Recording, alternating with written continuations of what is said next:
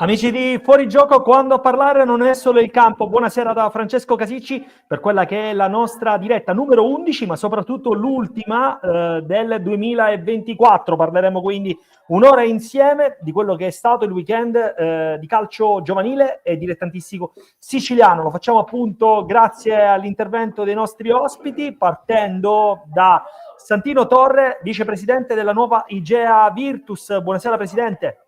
Buonasera a voi e grazie per l'invito.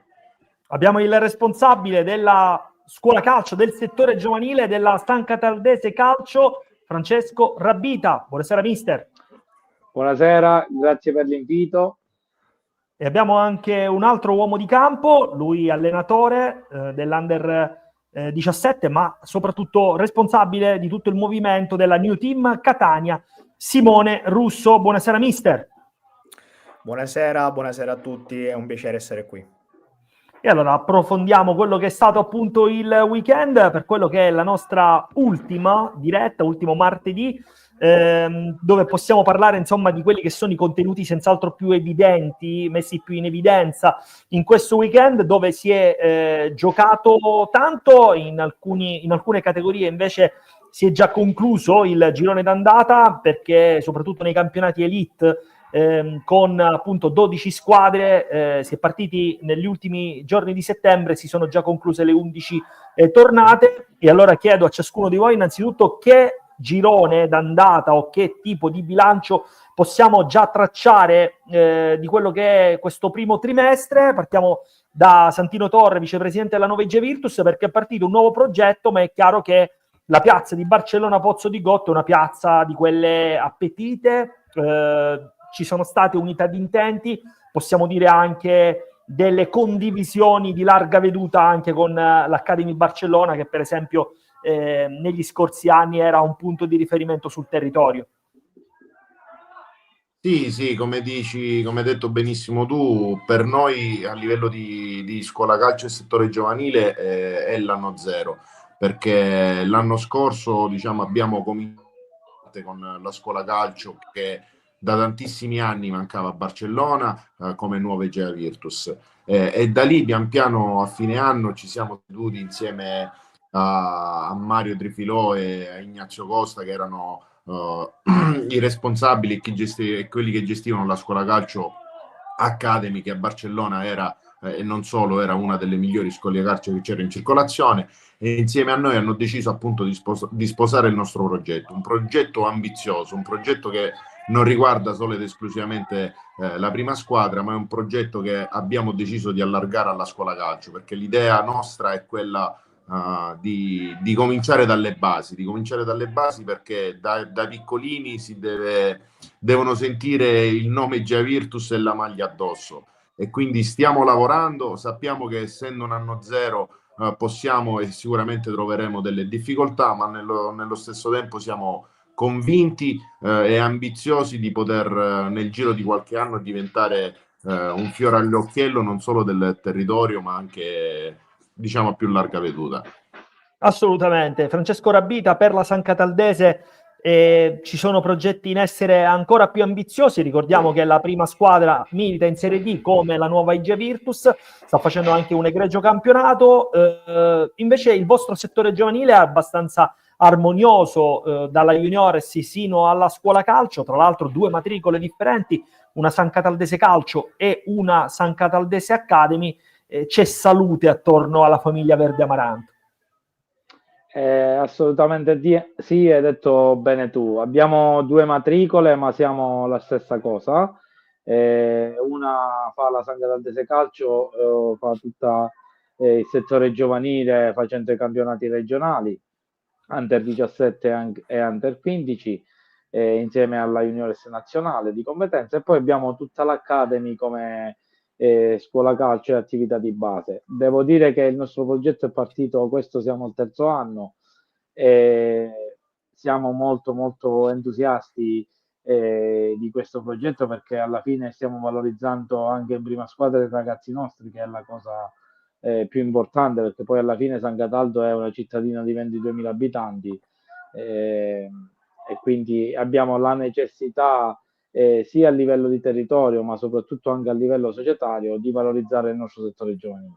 Tant'è vero che quest'anno ci sono già 5 esordi del nostro settore giovanile, che sono il 2007, tra l'altro 2-3 sono in pianta stabili, stanno giocando pure da titolari, quindi questo è il lavoro che stiamo facendo dal basso per poi arrivare all'Under 17, alla Juniores e così via. Ovviamente sui risultati vorrò e vorremo ovviamente ritornarci. Chiudiamo con Simone Russo questo preambolo introduttivo, perché sul primo trimestre ci sarebbero addirittura anche quadrimestre, ormai direi. Giudizi ampiamente positivi, Simone, perché sfogliando la Margherita vedo solo vittorie, praticamente 11 tra giovanissimi allievi, bene anche gli under 16, un gruppo provinciale che non fa classifica, è una squadra, una società che in provincia di Catania, nella fattispecie tra Mascalucia e Tremestieri, si fa spazio in campo provinciale, ovviamente gomiti quanto più alti possibili, perché la concorrenza è feroce, soprattutto sul territorio. Assolutamente Francesco, questo è veramente un progetto relativamente giovane, se consideriamo anche i 2 anni di Covid, e devo dire che nonostante in quel territorio tra Mascalucia, Tremestieri vi siano tantissime altre scuole calcio, devo dire che il nostro è un progetto che oggi ha riscosso tantissimo successo, non soltanto per le 4 squadre che insomma abbiamo oggi, ma anche e soprattutto per una scuola calcio che soprattutto nell'ultimo anno e mezzo è diventata abbastanza florida, è diventata insomma un punto davvero importante per moltissimi ragazzi che insomma abitano in quella zona. E speriamo sicuramente di continuare in questo modo, a prescindere poi insomma da quello che ci dice il campo, che non sempre comunque è veritiero. Assolutamente, credo che quello che dice Simone dovrebbe essere attenzionato e messo sotto la lente di ingrandimento un po' da parte di tutti, scouting, da parte di tutti, ovviamente anche i massimi dirigenti, perché Santino Torre non ci può essere una società che non abbia piccolissimi talenti in erba, ma soprattutto tanta passione attorno al mondo del calcio, perché poi è quello che muove, secondo me, è quello che dovrebbe poi essere il continuo, no? Che passa e poi che va, in questo caso, come per i Virtus, come per San Cataldese, nelle vostre prime squadre. Esatto, Francesco.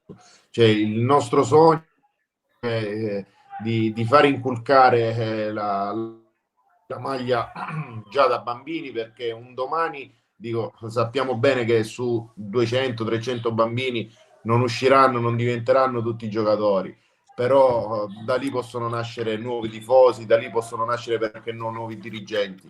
Quindi quello che è il nostro obiettivo è appunto cercare di immettere già nei bambini e soprattutto nei genitori, nelle famiglie, quello che si può dire abbiamo vissuto noi dirigenti da piccolini, perché ci siamo innamorati dell'Igea da bambini, e col passare del tempo in varie forme diverse portiamo avanti quello che è la nostra fede e la nostra amore sia per questa città che per questi colori.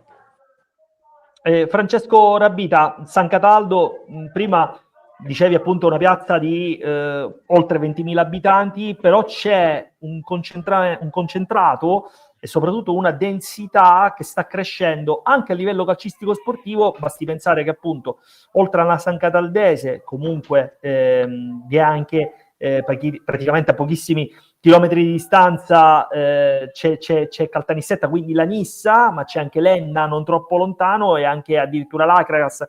Quindi ci sono tantissime speranze per i giocatori che crescono, che addirittura poi possono anche nutrire delle speranze di poter accedere o in quarta serie o addirittura in quello che possono essere poi settori giovanili diciamo semiprofessionistici.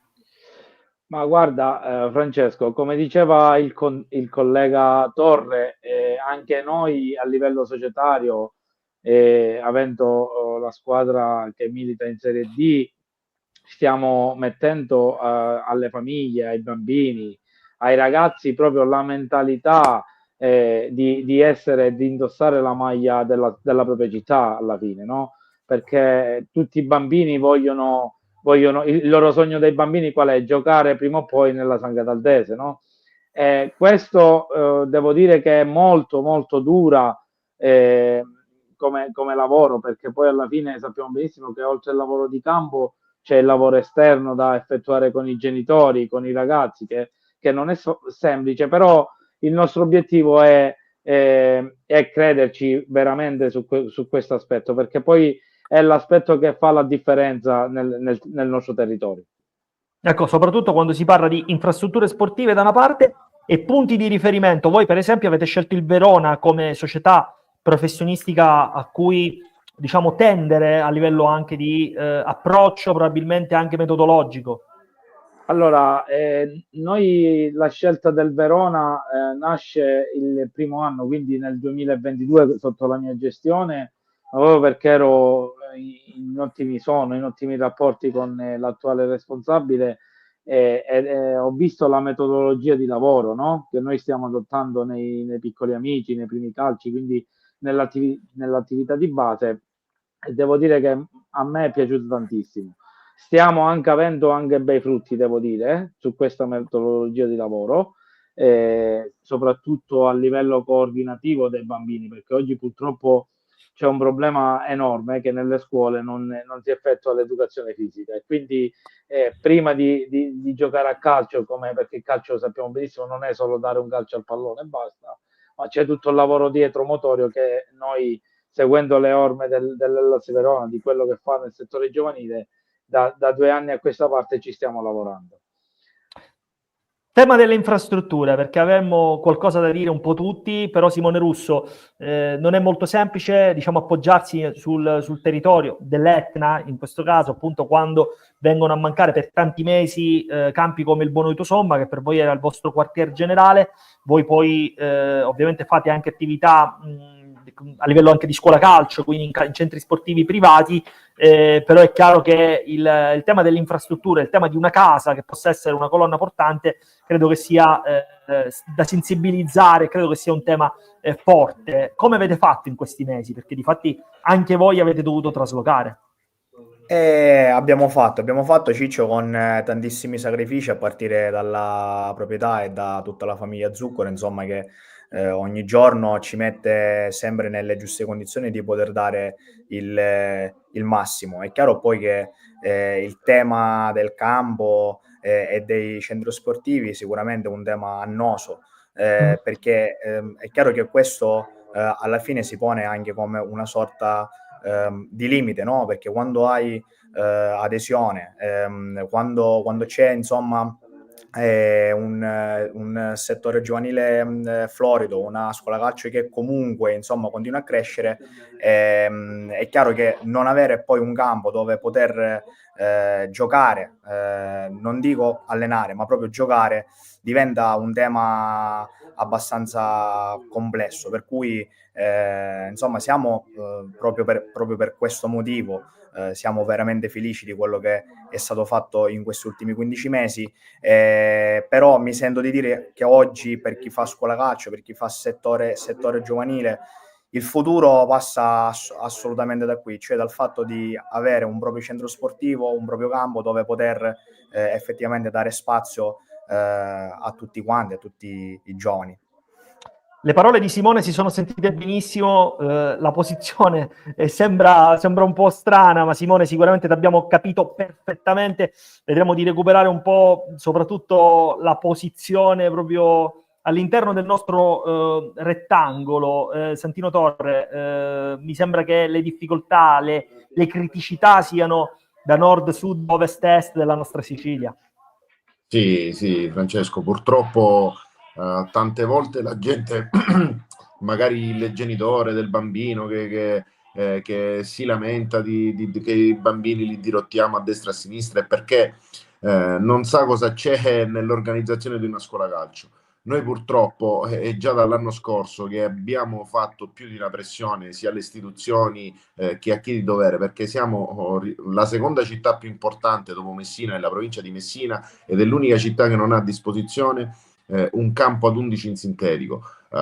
Noi è da 2 anni che portiamo avanti con tanta ambizione, ma nello stesso tempo con tanti sacrifici, l'idea di avere di mettere a disposizione sia lo stadio, sia la piscina che c'è accanto, sia il campetto che c'è adiacente allo stadio, per averlo in gestione per almeno 10-15 anni, per poter noi società intervenire, dato che ogni comune ha i suoi problemi, la regione va bene, lasciamo perdere, perché poi entriamo in ambiti che non ci interessano, mettiamola così.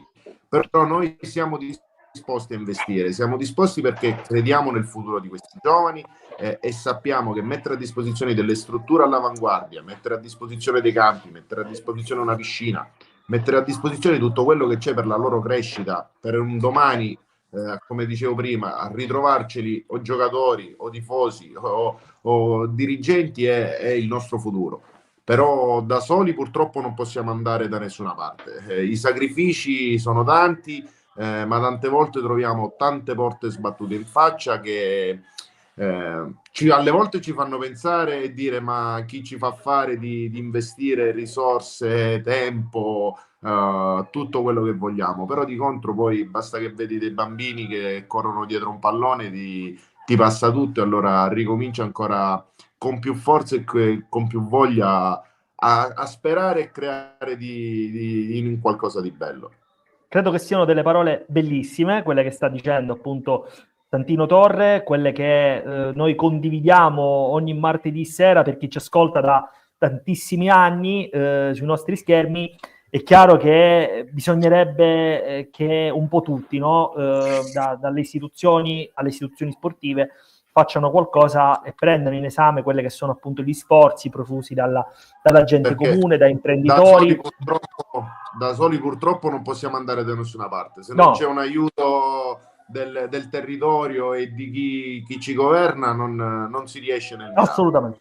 In tutto questo però, Santino Torre, dobbiamo dire che avete una juniores che comunque sta giocando, sono 11 le squadre siciliane che hanno dato vita a questo bellissimo campionato di Serie D, juniores, ma avete anche un under 15 che addirittura è campione d'inverno, un campionato molto equilibrato, ma anche un under 17 che è in piena zona playoff. Sì, diciamo che quest'anno tutte le società di Serie D siciliane si sono proprio battute per poter ottenere finalmente, dopo tanto, un campionato juniores degno di nota, perché fino agli anni scorsi diciamo che si andava a fare a incontrare le squadre provinciali e magari non riuscivi a attirare quelli che erano i migliori prospetti in circolazione. Invece con questa nuova formula del campionato under 19,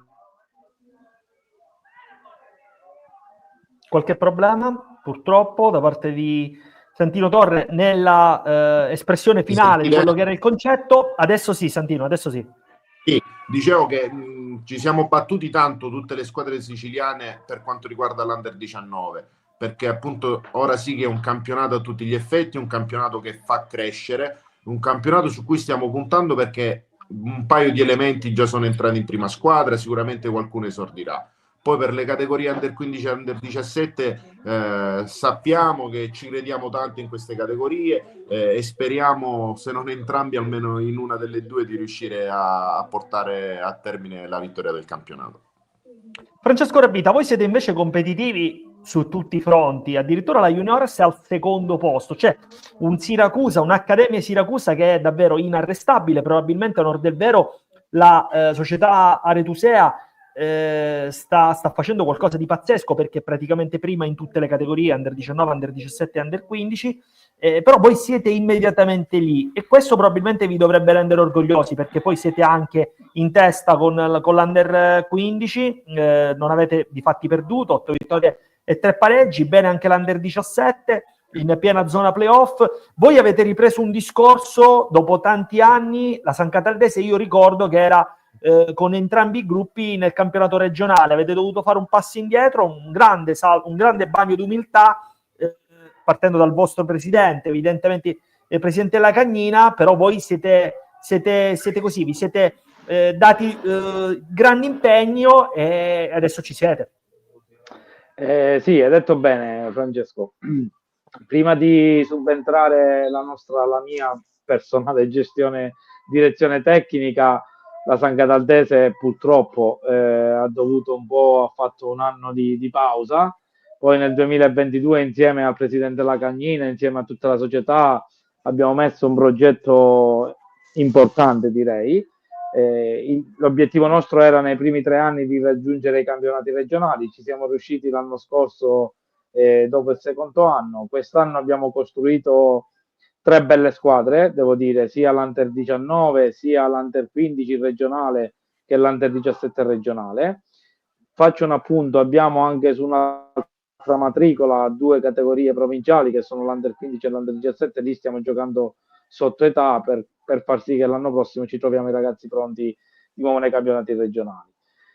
L'obiettivo nostro non era di vincere il campionato, non lo è tuttora, però come si suol dire l'appetito viene mangiando, quindi siamo là, soprattutto con l'Under 15 ce lo giocheremo fino alla fine.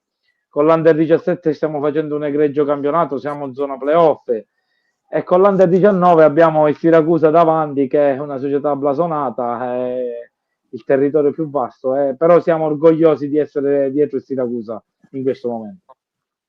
Simone, il prossimo anno la speranza, la possibilità è quella di vedervi in un campionato immediatamente successivo, cioè il secondo campionato regionale siciliano. Sicuramente, Francesco, ci vogliamo provare, perché anche questo è, diciamo, un altro obiettivo che sicuramente ci piacerebbe conseguire. Poi sappiamo che non siamo soli, però sappiamo anche che dopo una prima parte di stagione così, anche alla luce del fatto che la scorsa stagione per noi è stato un cosiddetto anno zero, perché già partecipavamo con i 2 gruppi 2008 e 2010 sotto età. Quest'anno è chiaro che insomma, stiamo cominciando a percepire, ecco, quello che nei mesi scorsi si è seminato. E ti ripeto, è chiaro che dopo una prima parte di campionato così, è chiaro che siamo propensi sicuramente a fare una seconda parte altrettanto buona e positiva. Poi dico, a prescindere dall'Under 15 e dall'Under 17, un grande applauso va soprattutto agli altri 2 gruppi, Under 16 e Under 14, che lavorano a fari spendi, ma lo fanno molto bene, lavorano molto molto molto bene. Siamo veramente fortunati, perché tutti i gruppi sono formati da quasi tutti ragazzi che si sono messi già a completa disposizione, per cui ci sono i presupposti sicuramente per fare bene. Poi l'ultima parola, lo sai bene, spetta sempre al campo. Sinergie da parte soprattutto di queste 2 squadre, 2 società di Serie D, io sono curioso. Santino Torre, sinergie non dico in provincia, perché a Messina forse andreste a pescare, ci sono altre squadre o altre tecnicamente club, società che addirittura sono anche un gradino sopra di voi, come per esempio la CR Messina, ma che fa una fatica enorme a coinvolgere società giovanili. Voi ci siete riusciti, o meglio avete assorbito una realtà che era l'Academy Barcellona? Poi siete inclusivi o siete esclusivi, vicepresidente? No, assolutamente inclusivi. Noi l'idea è sempre quella di essere sì uno dei punti di riferimento di Barcellona, ma nello stesso tempo siamo pronti ad accogliere chiunque come noi abbia voglia di lavorare, chiunque abbia la passione e la voglia di portare avanti un progetto serio, un progetto che parte soprattutto dalla scuola calcio, un progetto a cui ci abbiamo creduto tanto, lo stiamo portando avanti con tanti sacrifici, come detto prima, perché purtroppo la situazione a Barcellona, ma da quello che capisco un po' da tutte le parti della Sicilia, è abbastanza particolare. No, noi siamo aperti perché crediamo nelle persone e crediamo nella bontà, perché tanta gente ha voglia, secondo me, di fare bene nel mondo del calcio, sia soprattutto nelle scuole calcio, perché magari togli i bambini dalla strada, dai un sogno che un domani si possa realizzare o meno. No, tra l'altro, Presidente, voi siete riusciti in particolar modo, l'ho detto spesso anche nel corso di questo filone stagionale, anche con una prima squadra, perché ho visto il Dal Contrasbarone riempirsi spesso e volentieri. Comunque avete ridato nuovo nervo, nuovi stimoli ad una piazza che negli ultimi anni, dopo la presidenza Grasso, aveva attraversato una fase un po' di stasi. Sì, ero anch'io nella società passata, in particolar modo mio padre, quando ai tempi si è vinto il playoff di Serie D, poi l'anno dopo, anche per scelte, diciamo, dal punto di vista economico, si è deciso di lasciare, poi è subentrata un'altra società che purtroppo è durata poco più di un anno, dopodiché c'è stata una ripartenza, siamo ripartiti da una promozione, dalle eccellenze e così via. Adesso non ti nego che le ambizioni a medio-lungo termine possono anche essere diverse, però ci deve aiutare il contorno, ci deve aiutare tanto, come detto prima. Da soli purtroppo non possiamo fare miracoli, ma con l'aiuto secondo me di una città, di una provincia e anche e soprattutto delle istituzioni, perché no, tornare dove un tempo Barcellona ha calcato anche palcoscenici importanti.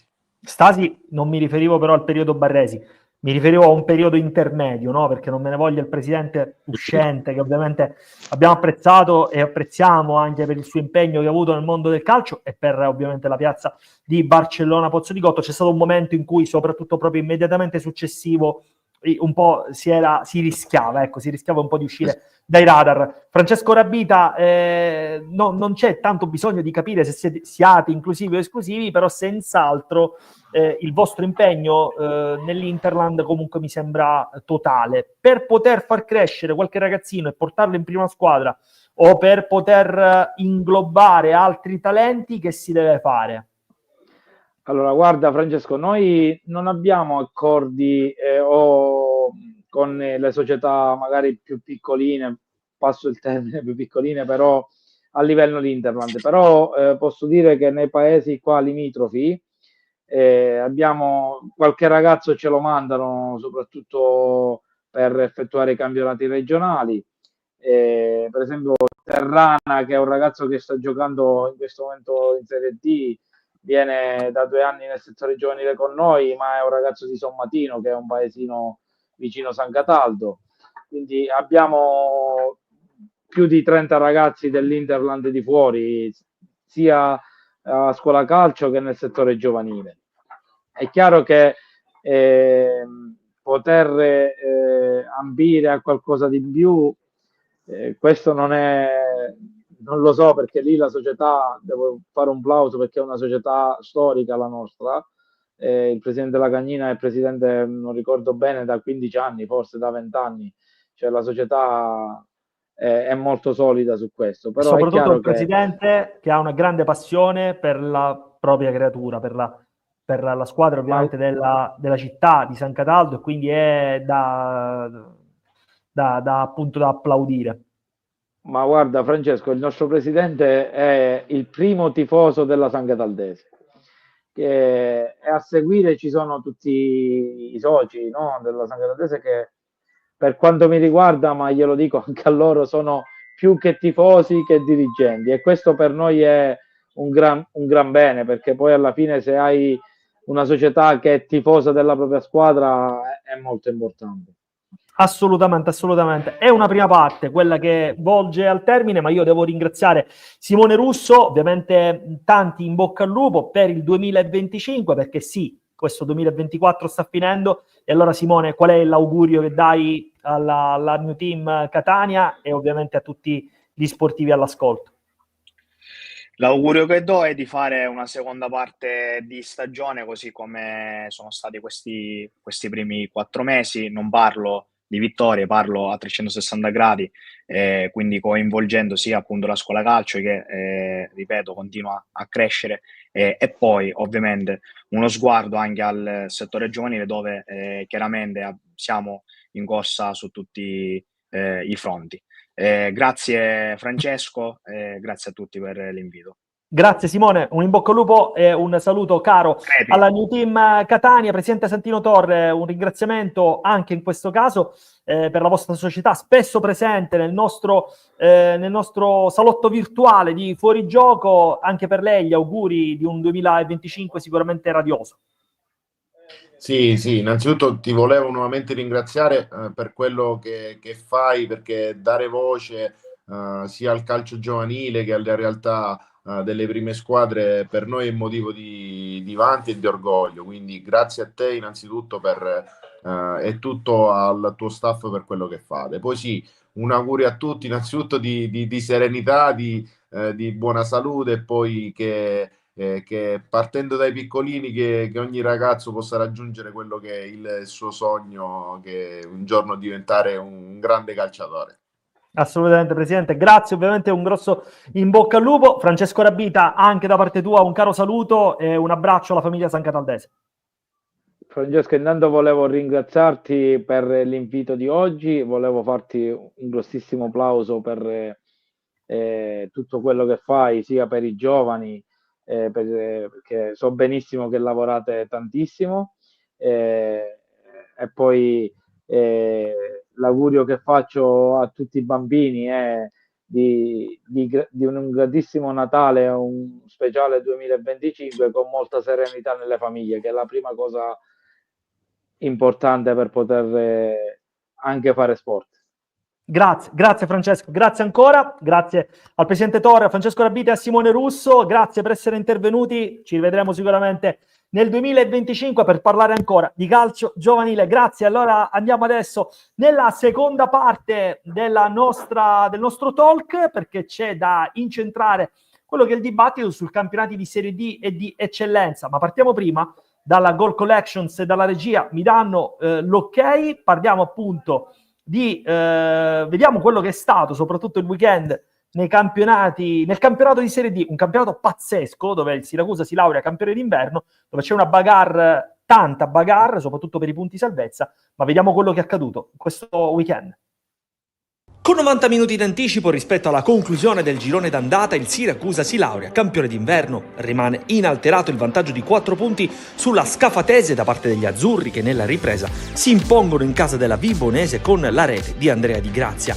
Scafatese che fa il suo davanti al proprio pubblico contro il Città di Sant'Agata, canarini che indirizzano il match in 4 minuti con le reti di Marchic e Palmieri, ospiti che accorciano le distanze con Pussetto provando a rientrare in partita, conto chiuso al settimo della ripresa con il definitivo 3-1 di Potenza. Rinviato per motivi di ordine pubblico il match tra Castrum, Favara e Regina, ad appaiare la Scafatese al secondo posto e il Sambiase sempre più rivelazione del girone I di Serie D.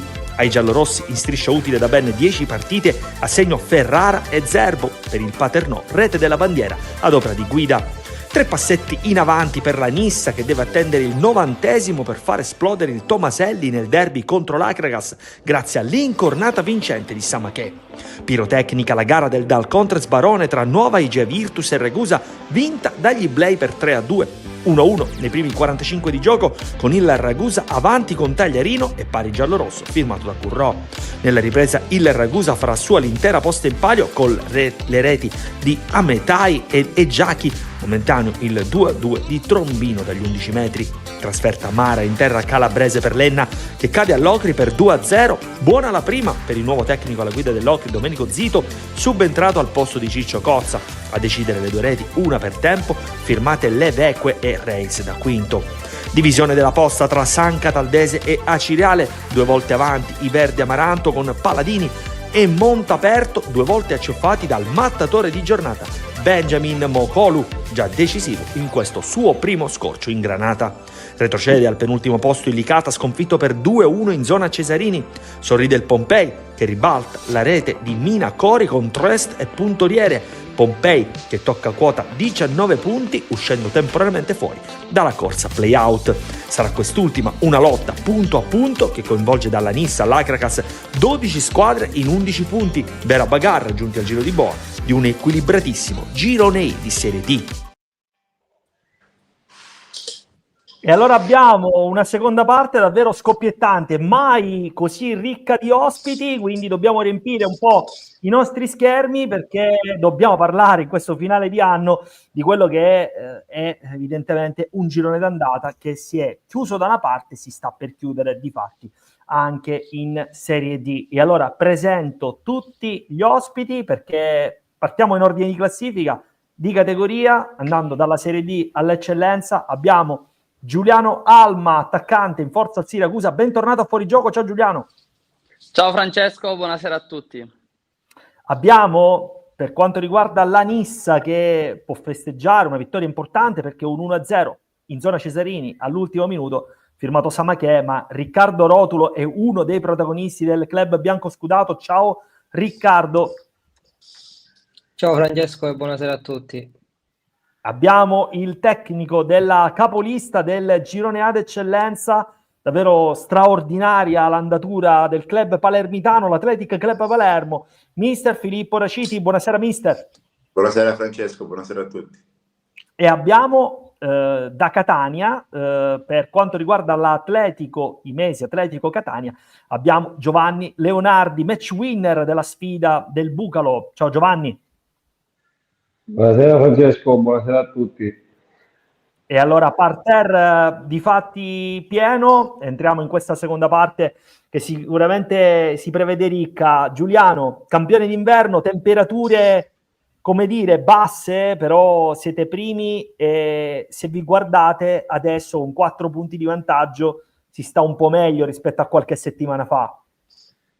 Sì, sicuramente stare lassù è una bella sensazione, però come ben sai essere campioni d'inverno conta ben poco. 4 punti comunque sono molto pochi per cercare di rilassarti o pensare a che già è fatta, quindi bisogna stare coi piedi per terra intanto e chiudere bene l'anno domenica, con la gara di domenica, perché sarà una partita tosta contro l'Igea, ma noi stiamo lavorando per farci trovare pronti. Campionato, l'ho detto anche con alcuni tuoi compagni di squadra che si sono succeduti nel corso di queste precedenti 10 dirette, campionato che non era iniziato bene, però col senno del poi, se riavvolgiamo il nastro, tanta roba questo Sambiase. Sì, sicuramente il Sambiase veramente è stata una sorpresa un po' per tutti, non ci aspettavamo, anche se io conosco un paio di giocatori che giocano lì e ho molta stima di loro, quindi sapevo che caratura avevano questi giocatori, però onestamente ritrovarmeli al secondo posto era una cosa un po' impensabile per tutti, quindi faccio i complimenti a loro per il lavoro svolto e nulla. Mister Raciti, è un Siracusa che ha, secondo te, il passo, la qualità, l'andatura, la gamba, l'organizzazione, insomma, chi più ne ha più ne metta per vincere questo campionato, che si prevede un campionato interessante, anche perché le stesse motivazioni del Siracusa ce le ha, le dovrebbe avere la Regina, la Vibonese, sicuramente la Scafatese, che quest'oggi ha annunciato come direttore Raffaele Auriemma, il collega. Sì, no. Diciamo che le squadre che stanno su, tutti hanno questa propensione, no?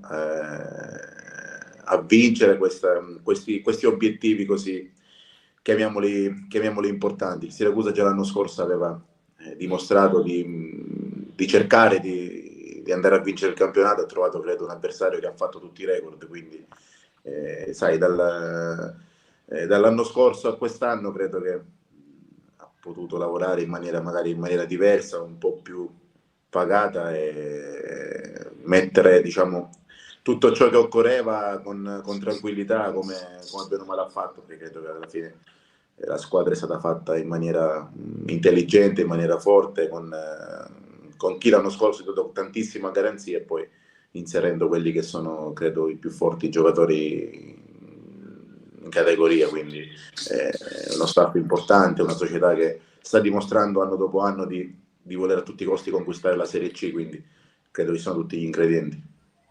Questa domanda non la faccio a Giuliano, la faccio a te. Ti aspettavi però la separazione con Davide Mignemi per quanto riguarda la direzione sportiva? Mister Raciti, la faccio a te la domanda.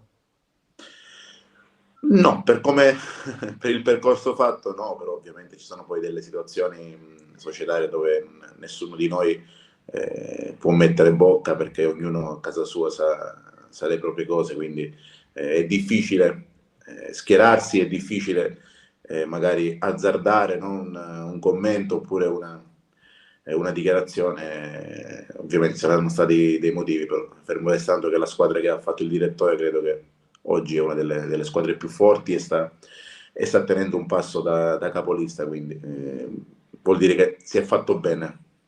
Un pensiero da parte di Riccardo Rotulo su questa andatura che senz'altro è fin qui abbastanza lineare, 11 vittorie, 3 pareggi e 2 sconfitte, un Siracusa che con 4 punti di vantaggio sulla Scafatese e sul Sambiase merita la leadership.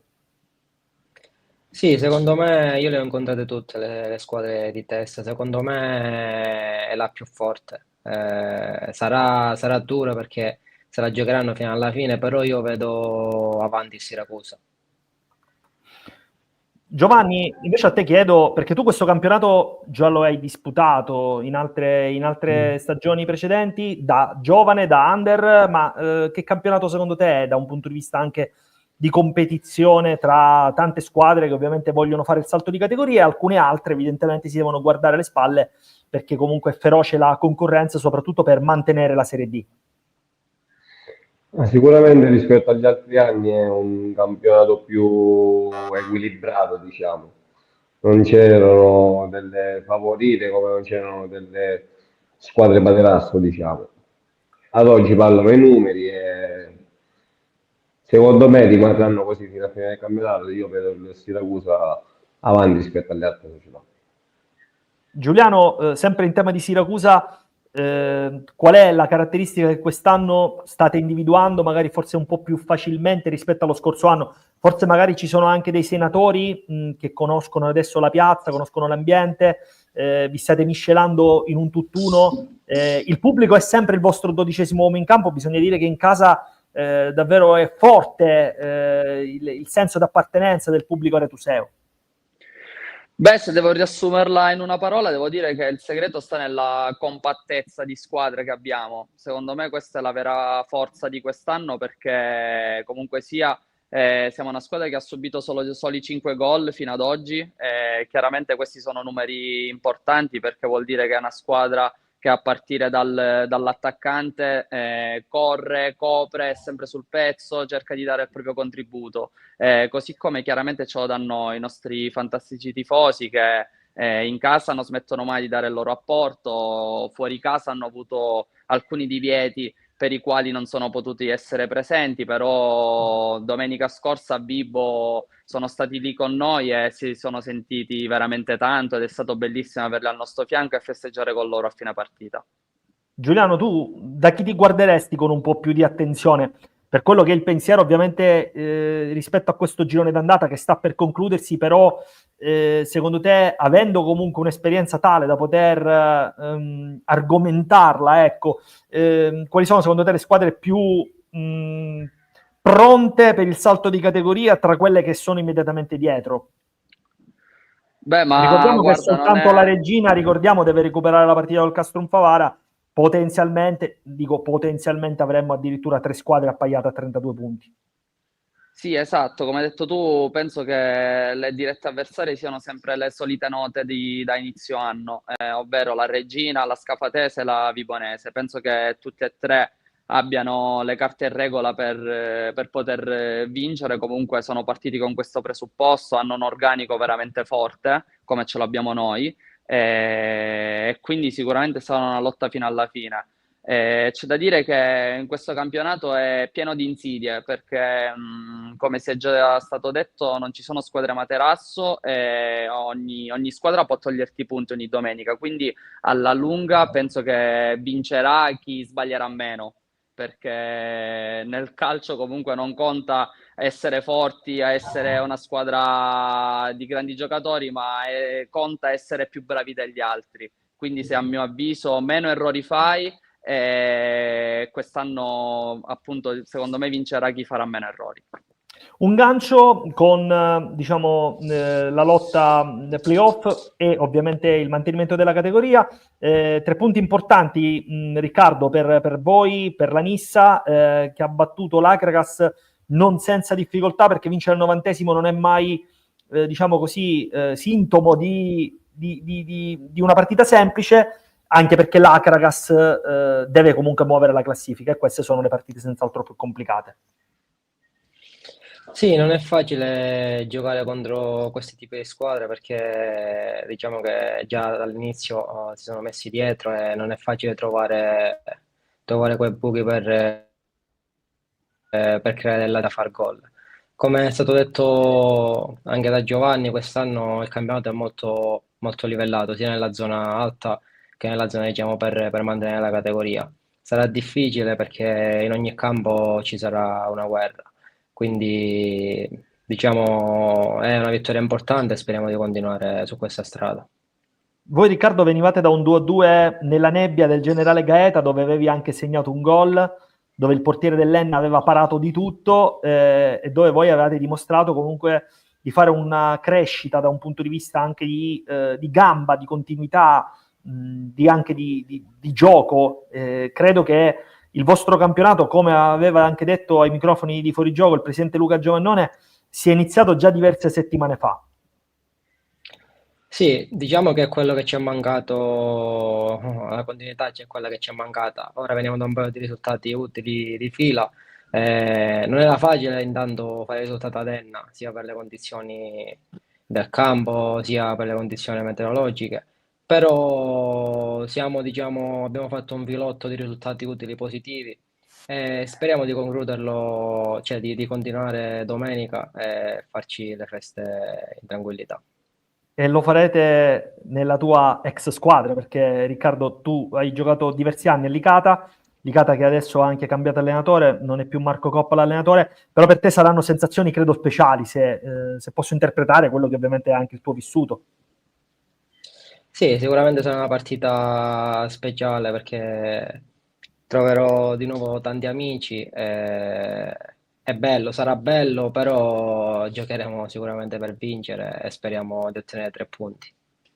Mister Filippo Raciti, sono 12 le squadre siciliane, la lotta play-out praticamente, manca a dirlo, è quasi esclusivamente un fattore siculo, perché comunque dall'Akragas fino a Ragusa 8 punti separano attualmente 6 squadre. È chiaro che si rischia grosso, soprattutto da un punto di vista anche numerico, credo non potrebbe essere diversamente. Qual è la tua disamina su questa lotta nella lotta? Anche perché paradossalmente la Cirale sembra adesso avere qualche fiche in più da quando è tornato, o meglio da quando è stato ufficializzato il direttore anche Alfredo Finocchiaro. Sì, vabbè, diciamo che già l'anno scorso volevamo più siciliani possibili, no? In Serie D, tra vittorie coppe, vittorie campionati e tutte le salvezze che hanno fatto i siciliani. Quest'anno ovviamente la percentuale di squadre che erano comunque pelagate a lotta salvezza matematicamente devono essere un po' di più rispetto alla scorsa stagione, quindi però diciamo che la lotta sotto credo domenica dopo domenica si fa più agguerrita. Squadre vedi che sono un po' più in ritardo, diciamo, di punti come Licata e Akragas si danno da fare, perché vedi anche i cambi allenatori e il mercato in fermento, quindi credo che non si stia fermando nessuno sta gettando la spugna, come si dice, quindi credo che questa lotta sarà fino a fine campionato. Giuliano, non è un fattore che riguarda personalmente, però è chiaro che la vogliamo anche commentare, la vogliamo interpretare, perché è davvero interessante, non di meno alla lotta per la Serie C, questa lotta salvezza.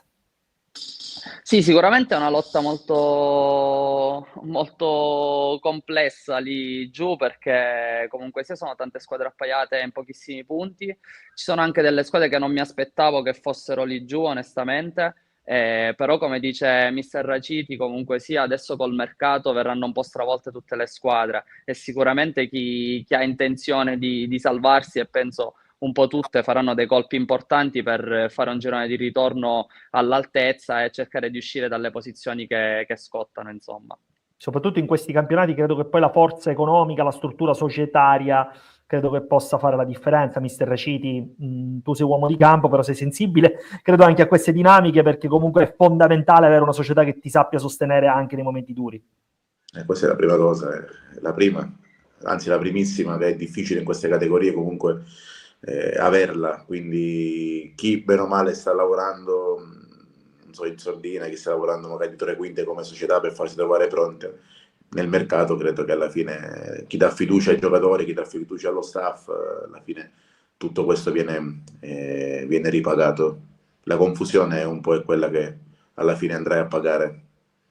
Giovanni, tu hai giocato praticamente a San Cataldo come ad Agrigento, diciamo che queste sicuramente piazze nelle quali hai militato, però una lotta serrata, quella del mantenimento della Serie D. Conoscendo le due piazze, sicuramente faranno di tutto per mantenere la categoria. Però c'è da dire che non sempre è facile. L'Agragas non ha una buona classifica, diciamo, e deve fare qualcosa in più, secondo me. Mentre a San Cataldo la rosa è buona, il mister è veramente bravo, quindi credo proprio che la San Cataldese ci riuscirà alla fine. Credo che questo sia una delle cose più belle che vedremo poi nel girone di ritorno. Giuliano Alma, tifosi che ti acclamano, che ti vogliono bene, che scrivono. Luigi Sambito ci scrive: bravo ragazzo, prima che grande giocatore. E questo fa piacere, perché poi le doti del campo sono note, quelle extracampo sono quelle che poi rendono, diciamo, anche per i tifosi. I tifosi spesso si attaccano anche a queste cose, le apprezzano. Sì, fa molto piacere ricevere chiaramente questi complimenti, ma qui a Siracusa c'è un feeling particolare comunque sia, quindi loro ci vogliono veramente bene, ci trasmettono il loro affetto ed è una cosa molto piacevole. Giuliano, c'è stato un momento, dicasi uno, anche mezzo momento, che sei stato vicino al Messina, o era una boutade, come dicono in gergo? Sì, diciamo di sì, cioè vicino no, c'era stato un interesse, come ce l'era stato anche di molto più importante anche di altre società di C. Ripeto, andare a Siracusa è stata una scelta, insomma, dettata dal fatto che l'anno scorso abbiamo fatto un'annata veramente fantastica e non siamo riusciti a conquistare sul campo la Serie C, e quindi sono rimasto appunto per cercare di lottare per riuscire a conquistarla quest'anno. Ecco, questo è il motivo per il quale ho scelto di nuovo Siracusa, perché comunque è una piazza dove mi trovo bene, comunque è una società fantastica, una città bellissima, e quindi insomma c'erano tutti gli ingredienti per far sì che io rimanessi, ecco. E poi ovviamente noi da buoni siciliani simpatizziamo e supportiamo che tutto il movimento, tutta la filiera possa darci professioniste in più, anche per poter davvero, diciamo così, argomentare e dare opportunità dai giovani alle prime squadre e tifoserie che possano senz'altro anche riavvicinarsi al calcio dei grandi. Riccardo, l'obiettivo invece, ritornando per voi, per la Nissa, qual è? Un obiettivo di una salvezza tranquilla o un aggancio a quel treno playoff che comunque ancora è abbastanza, diciamo così, non dico ravvicinato, però comunque lo vedete, lo potete quasi anche toccare, perché in questo momento voi avete 21 punti, è chiaro che la Vibonese ne ha 29, però ancora c'è tutto un campionato. Sì, per adesso siamo più vicini alla zona salvezza che a quella dei playoff. Quindi prima pensiamo, diciamo, a staccarci, se riusciamo, da questo treno, diciamo, della salvezza, e poi cercheremo, se è possibile, di agganciare il treno dei playoff, se la classifica non sarà, diciamo, non sarà spezzettata poi. Quindi per adesso l'obiettivo principale è staccarci un po' dalla zona salvezza e fare più punti possibili. Direi che questi, prima insomma ci guardiamo indietro e poi andiamo avanti. Concordo, direi pienamente con te, Riccardo. Andiamo in eccellenza, abbiamo 2 gironi e soprattutto un girone A dove l'Athletic Palermo sta guidando con pieno merito in vetta solitaria. Difatti dalla prima giornata solo il Gela tiene il passo appunto del club palermitano, 10 vittorie e 4 pareggi, una cooperativa del gol, una squadra che ha grande entusiasmo, una cooperativa anche per chi conosce realmente il club palermitano, anche societaria, anche se ci sono dei soci, c'è un CDA e c'è soprattutto l'entusiasmo, a detta di molti, mister Raciti, di volere portare l'Athletic Palermo in Serie D e poi nel capoluogo di regione come seconda squadra del movimento appunto palermitano, perché i vecchi fasti del calcio palermitano ci ricordano altre società, altre strutture, ma solo il Palermo, il Città di Palermo prima e poi ovviamente il Palermo Football Club adesso. Mister, come valuti questo presente che però al momento è bellissimo per voi? Sì, il presente è bellissimo, è la visione della società pure, non parlo solo come risultati, non parlo solo come categoria, ma su quello che sta strutturando in città e per quello comunque la visione che ha proprio del futuro di questa società. Basti pensare che ha preso un centro sportivo che è in costruzione, il velodromo in gestione, quindi parliamo di comunque una società che non si ferma mai, il settore giovanile che sta crescendo in maniera proprio esponenziale, quindi non è solo focalizzata, diciamo, alla prima squadra, non è solo focalizzata alla ricerca di questa categoria, di questa Serie D, ma sta mettendo delle basi dove sicuramente in futuro si sentirà parlare tantissimo di questa società. Ovviamente il presente, come risultati nostri, al momento è buono, no? Stiamo marciando bene, stiamo nelle, diciamo, nelle aspettative di inizio campionato e bisogna, da parte nostra bisogna continuare. La società lavora dietro le quinte, noi lavoriamo magari un po' più esposti, no? Ai risultati, quindi dobbiamo farci trovare pronti ogni domenica per quello che la società sta costruendo. Mister, tu hai vinto il girone B, hai vinto anche le coppe, anzi sei tu re di coppe, perché ne hai vinte tante con Ragusa, col Paternò, diciamo che hai vinto anche quelle di promozione. È chiaro che vincere il girone B è importante, vincere il girone A, adesso farò l'errore della vita, mi pare che ti manchi il girone A, giusto? Sì, no, è il primo anno che faccio il girone A. Esatto. Sì. Come lo stai valutando questo girone occidentale della nostra Sicilia, che recentemente anche addetti ai lavori l'avevano considerato più tecnico del girone B? No, ma poi alla fine, sai, sono uguali, non c'è tantissima differenza, magari la differenza sta quella che comunque vedi ogni domenica è proprio nei terreni di gioco, non nei campi, quindi forse nel girone B hai molti più campi dove magari puoi giocare, qui hai ancora campi in erba naturale, che poi di erba ce n'è poca e qualche campo ancora in terra battuta, quindi sai, è un po' più difficile, diciamo, c'è più possibilità di perdere qualche punticino fuori casa rispetto magari al girone B, dove sia in casa che fuori trovi ambienti e campi totalmente diversi. Però sul discorso tecnico, sul discorso di squadre, bene o male i due gironi si equivalgono ormai comunque da tanto tempo, che l'eccellenza sono gironi equilibrati, credo che si sia alzato anche un po' il livello, il livello tecnico, ma il girone B come il girone A. Giuliano Alma, tu sei di Niscemi, giusto? Nativo di Sì, Niscemi. chiaro. Sì. Niscemi che tra l'altro sta vincendo anche con discreta facilità il campionato di promozione attualmente, primo in classifica. Tu segui anche questi gironi d'eccellenza, di promozione, cosa ti stuzzica, ecco, dei massimi campionati regionali? Beh, assolutamente sì, lo seguo con piacere anche perché ho tanti amici che giocano giù, quindi seguo tanto sia il Niscemi in promozione, soprattutto il Niscemi, che chiaramente è la squadra del mio paese, dove ci giocano tantissimi miei amici. In società ci sono tantissimi dirigenti che conosco e stanno facendo veramente un lavoro fantastico, perché hanno riportato entusiasmo in una piazza, tra virgolette, morta come Niscemi, dove il calcio è mancato per parecchi tempi, o meglio, il calcio a livelli importanti è mancato per parecchio tempo. Adesso loro stanno riportando entusiasmo e devo fare veramente i complimenti a tutto lo staff dirigenziale e a tutto lo staff tecnico. Per quanto riguarda l'eccellenza, la seguo anche con piacere, anche perché ci sono squadre nelle quali ho giocato, quale il Gela, o comunque altre gente che allena squadre con i quali siamo stati compagni di squadra, come il mister Raciti.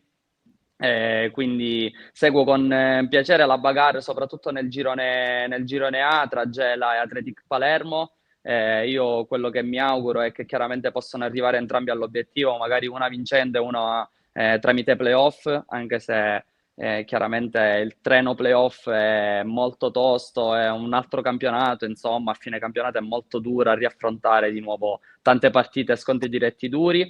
Però sì, sono molto interessato al calcio regionale e quindi seguo un po' tutto. Giovanni Leonardi, a te invece chiedo proprio di questo girone A, tra un Gela che comunque è una squadra quotata, probabilmente la vera antagonista dell'Athletic Palermo, che idea ti sei fatto anche di questo girone A, prima di passare ovviamente al campionato che ti riguarda in prima battuta? Secondo me sono due squadre veramente forti che i numeri parlano, no? Quindi ad oggi dicono che Athletic Palermo e Gela sono veramente due squadre forti e secondo me se la giocheranno fino alla fine. Conosco bene la squadra del Gela perché sono tanti amici miei, giocatori di categoria che hanno vinto questa categoria e credo che fino alla fine daranno fino alla torcere al mister, ma il mister c'ha una buona squadra e fino alla fine se la giocheranno entrambi. Infatti Poi il proprio treno playoff, poi il treno sì, sì. playoff sicuramente il Genoa lo può affrontare con molta calma e con molta serenità perché c'ha l'organico e c'ha la squadra per affrontare anche un eventuale playoff. Assolutamente, assolutamente Giovanni. E Mister Raciti, rispetto appunto a questa concorrenza, è prematuro dire se sarà una corsa a due o pensi che tra Don Carlo Misilmeri piuttosto che Sciacca si possano ecco, queste due in particolar modo accodare o quantomeno ritornare? Ma ti ripeto, Francesco, è un campionato dove gare scontate non ce ne sono. Ogni domenica rischi di perdere qualche punticino, quindi credo che alla fine la costanza dei risultati farà la differenza. Sotto magari al Gela ci sono squadre come Misilmeris, come Piana, come Sciacca, non vorrei dimenticare qualcun'altra, ma credo che alla fine sono squadre forti, squadre che stanno facendo un buon mercato, quindi si vogliono fare trovare tutte pronte nel girone di ritorno e poi, come ben sappiamo, in questa categoria il girone di ritorno con l'andata sono due campionati totalmente diversi, quindi si azzera un campionato, diciamo un mezzo campionato e se ne inizia un altro che sicuramente è molto più difficile dell'andata, quindi ancora i punti sono pochi, i punti a disposizione sono tantissimi, ancora c'è non da giocare ma di più. Assolutamente. Andiamo al girone B, dove il Milazzo ha festeggiato il compleanno con una vittoria, però tra le squadre di testa praticamente non tutte hanno fatto il loro, tutte hanno vinto, quindi è un campionato che potrebbe anche questo, secondo me, riservare grandi emozioni, soprattutto nel girone di ritorno. Giovanni Leonardi, un gol pesantissimo, quello tuo, ma soprattutto una vittoria pesantissima perché arriva praticamente all'indomani o 48 ore dopo, dimmi tu, perché non sono con l'orologio puntato, però il doppio trasferimento che è stato un po' sulla bocca di tutti di Salvo Maimone e di Luca Belluso, con un Imesi Atletico Catania che adesso è decisamente più forte, più rafforzato grazie agli investimenti operati dalla patron Franco Proto. Sì, sicuramente adesso siamo più quadrati, diciamo, non più forti, ma più quadrati, perché prima la squadra era forte, siamo forti, eh, però come dicevi tu, il presidente Franco Proto fino alla fine proverà ad arrivare nei piani alti della classifica e cercheremo di recuperare quanti più punti possibili sulle squadre che stanno per adesso più in alto. Cercheremo di sbagliare il meno possibile ed arrivare all'obiettivo finale che ci siamo prefissati all'inizio della stagione. Ecco, proprio a tal proposito, quindi Giovanni, evidentemente questo obiettivo precisamente si può tradurre in un salto di categoria, in un playoff, in un qualcosa di ambizioso. Voi che tipo di traguardi vi siete posti nell'immediatezza? Noi ci siamo posti il traguardo di arrivare il più in alto possibile e se c'è qualcosa che possiamo fare sicuramente lo faremo perché daremo il massimo da qua fino alla fine della stagione. Il nostro traguardo e il nostro obiettivo sicuramente è quello di arrivare il più in alto possibile, anche perché ci sono anche playoff. Arrivare in una posizione, diciamo, più alta porterebbe a giocare in casa delle partite. Poi il campionato è lungo. A dicembre, come penso io, e penso che sia così, inizia sempre un altro campionato. Ora le squadre si sistemeranno tutte.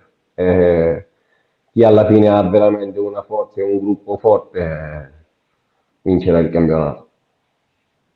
Mister Raciti, tra Milazzo, Modica, Vittoria, piuttosto che Avola e Atletico Catania, queste sono le 5 squadre più o meno in ordine, credo di averle dette, con l'Avola terzo, a dire il vero. Secondo te quali sono i veri valori, quali sono secondo te i punti che potrebbero alterare l'equilibrio di un campionato che finora lo sta vincendo il gruppo più forte? Molti dicono la squadra più forte, ma non necessariamente la somma di valori più alta.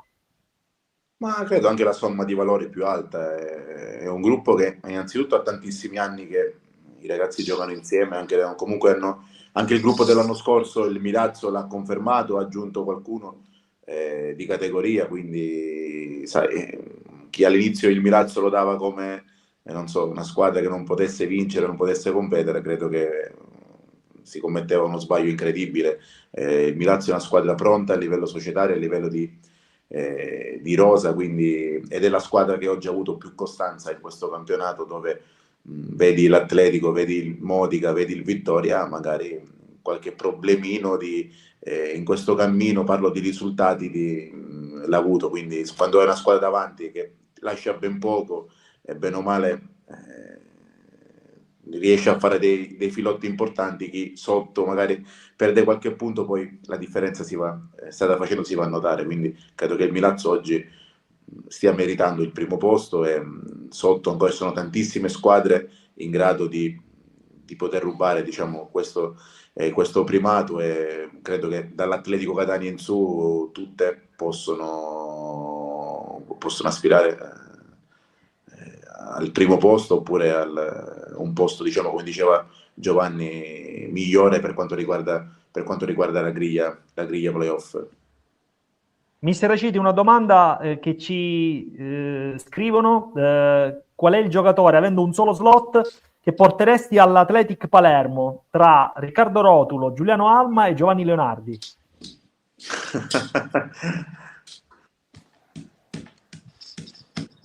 È difficile. È difficile. In base anche ovviamente alla tua squadra in questo momento bisogna considerare. Sì, no, passo la palla al mio direttore. Non ci dai una risposta. Non ci dai una risposta. Allora, Giuliano, quale sarebbe il tuo compagno di squadra in questo momento? Tra i presenti? Beh, chiaramente come coppia d'attacco con Riccardo, comunque messi lì a dialogare non sarebbe male, ovviamente. Non avete mai giocato insieme? No, insieme no. Anche perché Riccardo, no. come inseritore, niente male, 4 gol, dove vogliamo arrivare? Guarda, è sempre importante, prima è bene raggiungere gli obiettivi di squadra, poi vengono quelli, diciamo, personali. Quindi se ti devo dire un obiettivo personale, diciamo, ripetere gli stessi gol dell'anno scorso, però prima viene sempre la squadra. Direi proprio di sì. Giovanni, invece, cosa mi dici di un certo Simone Leonardi, attaccante della Sampdoria, che ha segnato un gol contro il Catanzaro ed è fresco di rinnovo, correggimi se sbaglio, dovrebbe essere arrivata la bella notizia proprio quest'oggi? Sì, è arrivato, sì. È una notizia strepitosa, direi. Simone sta facendo qualcosa di fantastico, tu che lo sai, fin da piccolino Simone aveva quella voglia e quella fame, questi sono i risultati. Simone fino ad oggi non ha mai mollato e credo in lui, quindi sai, tu penso che lo conosci, quindi ce lo aspettavamo, ti posso dire che ce lo aspettavamo. Lo conosciamo, Per sì. noi non è stata una sorpresa, ma ce lo aspettavamo. No, però dobbiamo dire, Giovanni, ecco, l'orgoglio della famiglia, l'orgoglio da parte tua anche che sei suo fratello, e anche l'opportunità, anche lo sprone che probabilmente ti dà anche a te, che comunque stai continuando in eccellenza, comunque è sempre un motivo anche di oltre che di fratellanza, anche di condivisione. Penso che sia una cosa È una gioia, è una gioia inspiegabile, è qualcosa di veramente bello. Bello perché pensare che domani Simone gioca all'Olimpico è qualcosa che abbiamo sempre sognato tutti, diciamo, da bambini. credo che questo sia... Non è facile da raggiungere, non è facile, quindi l'ha fatto mio fratello, pensa tu quanto sono orgoglioso e quanto sono felice e pieno di gioia per lui. Andiamo in conclusione di questa bellissima diretta. L'ultima domanda, Giovanni, in testa secondo te qual è la squadra da battere di questo girone B d'eccellenza, che evidentemente potrà riservare in tutto il girone di ritorno tante emozioni, partendo dal fatto che voi avete già messo nei radar un po' tutti? Secondo me la squadra da battere ad oggi è il Milazzo, perché come ha detto il mister è la squadra più quadrata e più costante rispetto alle altre. Insomma, Secondo quindi me la noi squadra ci da fidiamo battere è il ovviamente, Milazzo. Giovanni, ci fidiamo ovviamente della classifica, perché la giudichiamo, la commentiamo, la analizziamo. Se il Milazzo è primo, è chiaro che dobbiamo assolutamente dare crediti e meriti a questa squadra, ottimamente allenata da Angelo Fogna anni e ben gestita dal sodalizio Mamertino, quindi davvero, davvero complimenti. Io faccio davvero gli auguri e un grosso in bocca al lupo a tutti. Mister Raciti, in bocca al lupo alla tua squadra, al tuo gruppo squadra soprattutto, e un po' a tutta la società, appunto, che sta facendo un grande lavoro. Grazie mister. Auguri a te e auguri a tutti, grazie. Grazie mister Filippo Raciti, grazie Riccardo Rotulo, e un in bocca al lupo per queste feste, soprattutto per la prossima partita, perché ancora c'è una partita, ci sono 90 minuti e poi feste natalizie 2025. Grazie Francesco, un saluto a tutti. Grazie Riccardo, grazie a Giovanni Leonardi, in bocca al lupo per i tuoi nuovi obiettivi e per l'Imesi Atletico Catania. Ciao Francesco, una buona serata a tutti. Grazie ancora a Giuliano Alma, grazie, e un in bocca al lupo anche alla Siracusa per questo 2025 che verrà. Grazie Francesco, grazie mille e tanti auguri di buone feste a tutti. Grazie ancora ragazzi, ma soprattutto grazie davvero ancora una volta a tutti gli sportivi che ci ascoltano, grazie a WeSport, grazie agli amici di WeSport che ci supportano davvero in tutto e per tutto, grazie a Claudio Costanzo, Antonio Caro e la famiglia di WeSport che segue il calcio siciliano come pochi, direi. Quindi un grosso in bocca al lupo anche per il 2025, che possa dare ancora più visibilità a tutte le squadre che scelgono appunto questa testata giornalistica e questa giovanissima ma brillantissima azienda. Io da Francesco Casicci un ringraziamento ancora, noi ci vedremo praticamente martedì 7 gennaio per la prima puntata del nuovo anno, che possa essere appunto una stagione, quella che verrà, l'anno che verrà, appunto entusiasmante, divertente come quello che sta per chiudersi. Quindi una buona serata e buone feste, buona soste natalizie e buon arrivederci evidentemente al nuovo anno. Con 90 minuti d'anticipo rispetto alla conclusione del girone d'andata, il Siracusa si laurea campione d'inverno. Rimane inalterato il vantaggio di 4 punti sulla scafatese da parte degli azzurri, che nella ripresa si impongono in casa della Vibonese con la rete di Andrea Di Grazia. Scafatese che fa il suo davanti al proprio pubblico contro il Città di Sant'Agata, canarini che indirizzano il match in 4 minuti con le reti di Marchic e Palmieri, ospiti che accorciano le distanze con Pussetto provando a rientrare in partita, conto chiuso al settimo della ripresa con il definitivo 3-1 di Potenza. Rinviato per motivi di ordine pubblico il match tra Castrum, Favara e Regina, ad appaiare la Scafatese al secondo posto e il Sambiase sempre più rivelazione del girone I di Serie D. Ai giallorossi in striscia utile da ben 10 partite assegno Ferrara e Zerbo per il Paternò, rete della bandiera ad opera di Guida. 3 passetti in avanti per la Nissa, che deve attendere il 90° per far esplodere il Tomaselli nel derby contro l'Acragas grazie all'incornata vincente di Samachè. Pirotecnica la gara del Dal Contres Barone tra Nuova Igea Virtus e Regusa, vinta dagli Blei per 3-2. 1-1 nei primi 45 di gioco, con il Ragusa avanti con Tagliarino e pari giallorosso firmato da Currò. Nella ripresa il Ragusa farà sua l'intera posta in palio con le reti di Ametai e Giachi, momentaneo il 2-2 di Trombino dagli 11 metri. Trasferta amara in terra calabrese per l'Enna, che cade all'Ocri per 2-0. Buona la prima per il nuovo tecnico alla guida dell'Ocri, Domenico Zito, subentrato al posto di Ciccio Cozza. A decidere le 2 reti, una per tempo, firmate Leveque e Reis da quinto. Divisione della posta tra San Cataldese e Acireale, 2 volte avanti i Verdi Amaranto con Paladini e Montaperto, 2 volte accioffati dal mattatore di giornata Benjamin Mokolu, già decisivo in questo suo primo scorcio in Granata. Retrocede al penultimo posto il Licata, sconfitto per 2-1 in zona Cesarini. Sorride il Pompei, che ribalta la rete di Mina Cori con Trieste e Puntoriere. Pompei che tocca quota 19 punti, uscendo temporaneamente fuori dalla corsa play-out. Sarà quest'ultima una lotta punto a punto che coinvolge dalla Nissa all'Acracas 12 squadre in 11 punti, vera bagarre giunti al giro di boa di un equilibratissimo girone I di Serie D.